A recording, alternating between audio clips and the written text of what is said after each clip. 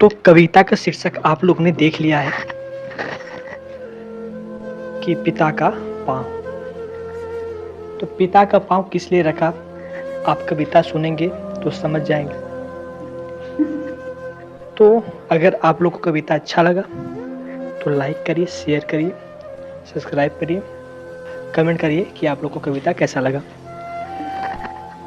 तो चलिए, मैं कोई कवि तो नहीं हूँ, मैं कोई कवि तो नहीं, पर मेरे कलम का भाव है। हकीकत और मन की बात है, जिसका शीर्षक पिता का पाँव है। अब हमने पिता का पाँव शीर्षक क्यों रखा? आप जब कभी अपने पिता का पाँव देखेंगे तो उसमें चोट होते हैं, दर्द होते हैं, जो कि हम लोग देख नहीं सकते। तो उस पिता की जिम्मेदारी का जो चोट का दर्द है,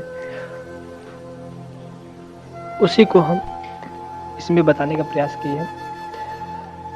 तो कमेंट करिएगा कैसा लगा आप लोग को।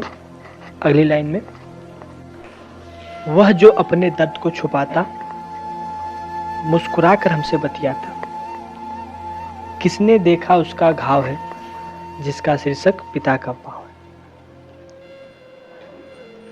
कभी मिले समय तो उनके पाँव भी देखा करो, कभी मिले समय तो उनके पाँव भी देखा करो, जिस पर जिम्मेदारी का घाव है, जिस पर जिम्मेदारी का घाव है, जिसका शीर्षक पिता का पाँव है।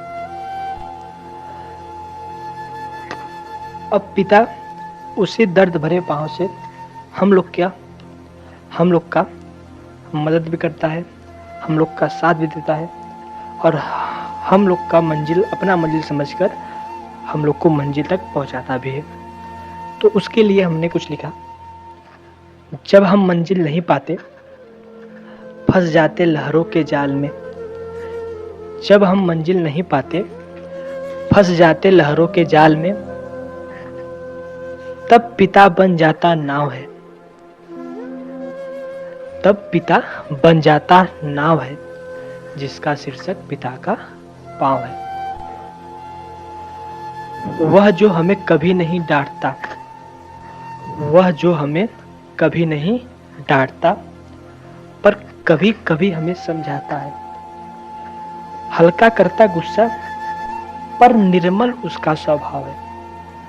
हल्का करता गुस्सा, पर निर्मल उसका स्वभाव है, जिसका शीर्षक पिता का पाँव है। कोई भी मुश्किलें और तकलीफ नहीं आता हमारे पास है।